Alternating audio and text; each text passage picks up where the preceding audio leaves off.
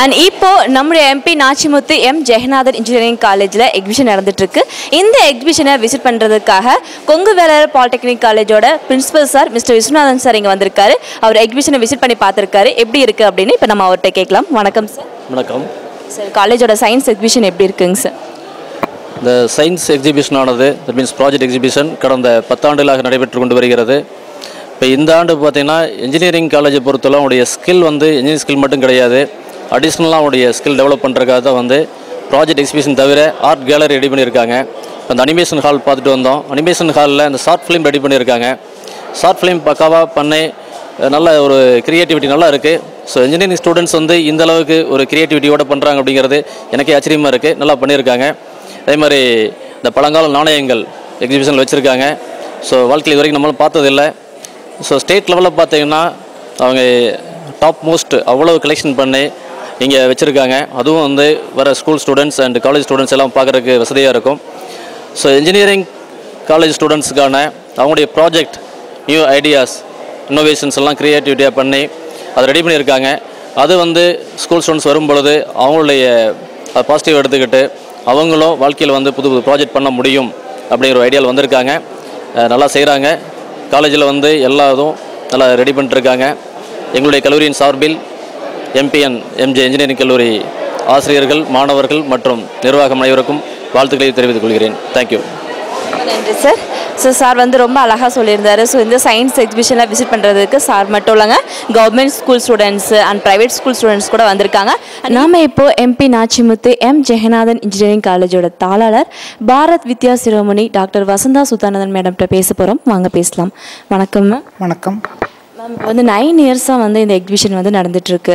And engineering காலேஜில் இந்த மாதிரி எக்ஸிபிஷன் நடக்கிறது ரொம்ப ரொம்ப பெரிய விஷயம். எப்படி நீங்கள் கண்டினியூவாக இந்த 9 இயர்ஸ் எப்படி நடத்திட்டுருக்கீங்க? அதுக்கு என்ன ரீசன் மேம்? எங்கள் கல்லூரி தாளாளர் சுதானந்தன் அவர்கள் முதலாக 9 வருடங்களுக்கு முன் மிகவும் சிரமப்பட்டு தான் இந்த நிகழ்ச்சியை ஏற்பாடு செய்தார்.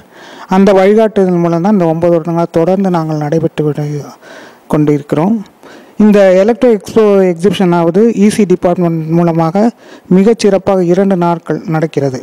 இது நடக்கிறதுக்கு காரணம் என்னவென்றால், கல்லூரி மாணவர்கள் மட்டுமல்ல, பாலிடெக்னிக் மாணவர்கள், பள்ளி மாணவிகள் எல்லாவற்றையும் ஒரே சேர இணைந்து அவர்களுக்கு கல்வியை பற்றிய விழிப்புணர்ச்சி ஏற்படுவதற்காக தான் தலைவர் ஜெயஸ் அவர்கள் இந்த ஏற்பாடை செய்தார். அது தொடர்ந்து 9 மிக வெற்றிகரமாக நாங்கள் நடத்தி கொண்டு வருகிறோம். இந்த எலக்ட்ரோ எக்ஸ்போ கண்காட்சியானது வெறும் சயின்ஸ் எக்ஸிபிஷன் மட்டுமல்ல, இது ஆர்ட் கேலரி, மெமரி ரைட்டிங், அதே மாதிரி ஷார்ட் ஃபிலிம் போன்ற எல்லா துறையை பற்றியும் மாணவர்களுடைய ஊக்குவிப்பதற்காகவும் தனி திறமையை வளர்ப்பதற்காகவுமே இந்த எலக்ட்ரோ எக்ஸ்போ ஆனது எங்கள் எம்பி நாச்சிமுத்து எம் ஜெகநாதன் பொறியியல் கல்லூரியில் இப்பொழுது நடந்து கொண்டிருக்கு. இப்போ ஒரு சயின்ஸ் எக்ஸிபிஷன் அப்படின்னா, இப்போ நம்ம கண்டினியூ ஒரு 9 இயர்ஸ் நடத்துகிறோம்னா கண்டிப்பாக சப்போர்ட் வேணும்.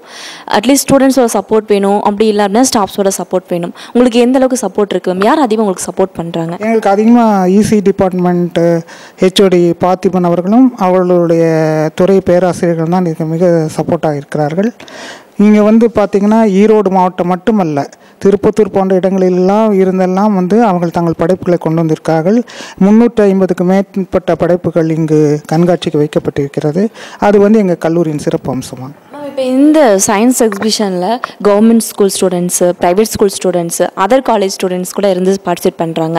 ஸோ எப்படி உங்களுக்கு இதனோட ஐடியா வந்துச்சு? நம்ம ஸ்டூடெண்ட்ஸ் மோஸ்ட்லி ஒரு எக்ஸிபிஷன் அப்படின்னா நம்ம காலேஜோட ஸ்டூடெண்ட்ஸோட எக்ஸிபிஷன் மட்டும்தான் இருக்கணும், மற்ற காலேஜில் இதில் பார்ட்டிசிபேட் பண்ணக்கூடாது அப்படின்னு ஒரு சில காலேஜில் ரூல்ஸ் இருக்கும். ஆனால் நம்ம காலேஜில் எல்லாத்தோட எக்ஸிபிஷனுமே நம்ம இருக்கணும், எல்லாருமே அதை லேர்ன் பண்ணிக்கணும், எல்லாரும் அதை விசிட் பண்ணணும் அப்படின்ற ஒரு அழகான ஒரு எய்மு.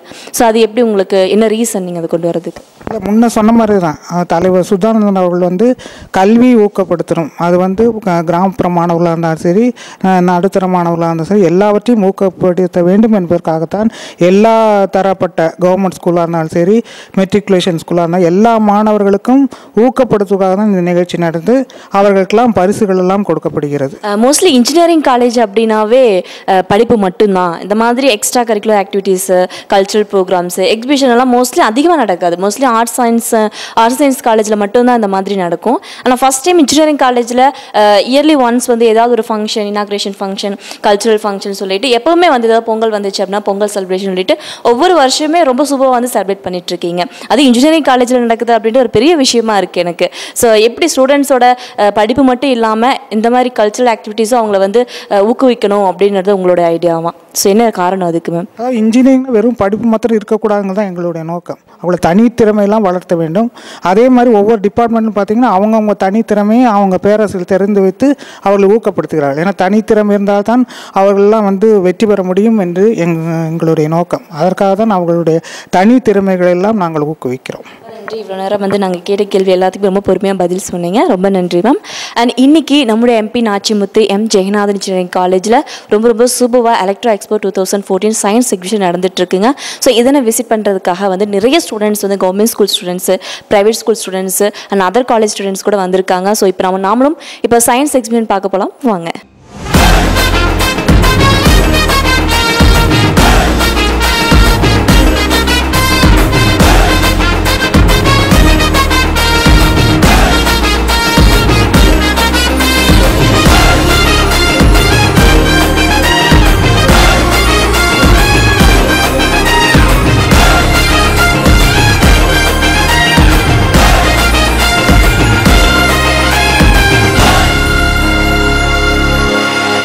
நம்ம இப்போ MP Nachimuthu M Jaganathan engineering காலேஜோட பிரின்சிபல் சார் மிஸ்டர் சண்முகசுந்தரம் சார்ட்ட இப்போ பேச போகிறோம். வாங்க பேசலாம். வணக்கம். நம்முடைய காலேஜில் வந்து இந்த டைம் வந்து சயின்ஸ் எக்ஸிபிஷன் நடந்துட்டுருக்கு. அண்ட் இயர்லி ஒன்ஸ் வந்துட்டு ஒவ்வொரு டைமே ஒவ்வொரு ஃபெஸ்டிவலுமே ரொம்ப சூப்பராக வந்து இன்ஜினியரிங் காலேஜில் இந்த மாதிரி ஃபங்க்ஷன் பண்ணுறது ரொம்ப ஒரு பெரிய விஷயம் இல்லையா? மோஸ்ட்லி வந்துட்டு நான் ஆல்ரெடி சொன்ன மாதிரி ஆர்ட்ஸ் சயின்ஸ் காலேஜில் தான் இந்த மாதிரி ஃபங்க்ஷன் பண்ணுவாங்க. இன்ஜினியரிங் காலேஜில் 9 இயர்ஸாக கண்டினியூஸாக சயின்ஸ் எக்ஸிபிஷன் நடந்துட்டுருக்கு. இந்த வருஷம் எக்ஸிபிஷன் எப்படி இருக்குது சார்? அதை பற்றி கொஞ்சம் வியூவர்ஸ் சொல்லிடுங்க. எங்கள் எம்பி நாச்சிமுத்து எம் ஜெகநாதன் பொறியியல் கல்லூரியை வந்து உத்தியோகரத்னா சுத்தானந்தன் ஐயா அவர்கள் தோற்றுவித்தார்கள். 84 இந்த கல்லூரியானது செயல்பட்டு வருகிறது. அவரது அயராத முயற்சியினால், அவருடைய சலிக்காத உழைப்பினால் இந்த கல்லூரியானது மேன்மேலும் வளர்ச்சி அடைகிறது.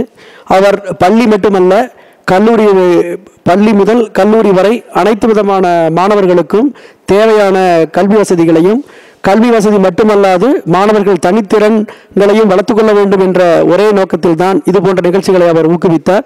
அந்த முறையிலே கடந்த 9 ஆண்டுகளாக அவரது நல்ல ஆசிரியருடனும் வழிகாட்டுதலுடனும் எங்களோட கல்லூரியினுடைய எலக்ட்ரானிக்ஸ் அண்ட் கம்யூனிகேஷன் துறை சார்பிலே இந்த எலக்ட்ரோ எக்ஸ்போவானது நடத்தப்படுகிறது.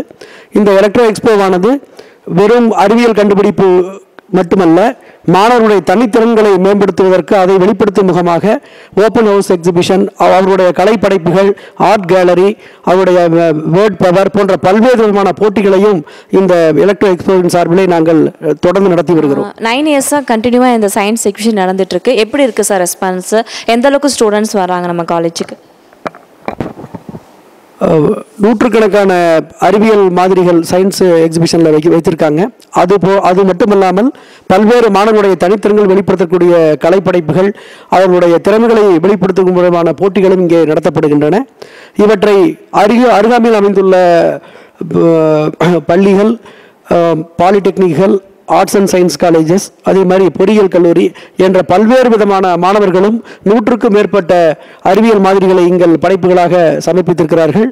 எங்கள் இந்த படைப்புகளை பார்வையிடுவதற்காக 300க்கும் மேற்பட்ட பள்ளி, கல்லூரி, பாலிடெக்னிக், பொறியியல் கல்லூரி மாணவர்கள் இங்கு வந்து இந்த படைப்புகளை பார்வையிட்டு செல்கிறார்கள் என்பதை குறிப்பிட்டு சொல்லுகிறேன். நன்றி சார், ரொம்ப அழகாக எங்களுக்காக எக்ஸ்பிளைன் பண்ணீங்க.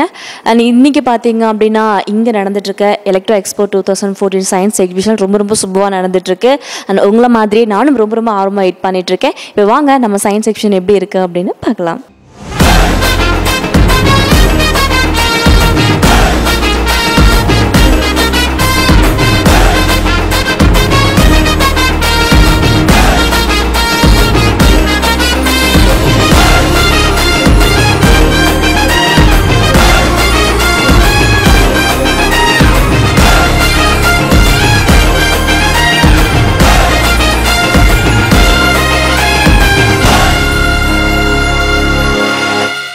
MP Nachimuthu M Jaganathan engineering காலேஜில் நடந்துட்டு இருக்க இந்த எலக்ட்ரோ எக்ஸ்போ 2014 சயின்ஸ் எக்ஸிபிஷன் ரொம்ப சூப்பராக நடந்துட்டு இருக்கு.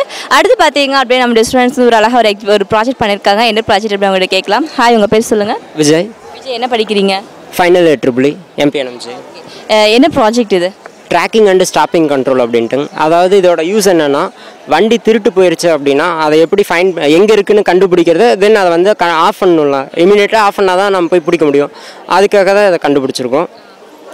உங்கள் நேமு? ஜி உத்தண்டமணி. 2 பேர் சேர்ந்த ப்ராஜெக்ட் பண்ணீங்களா?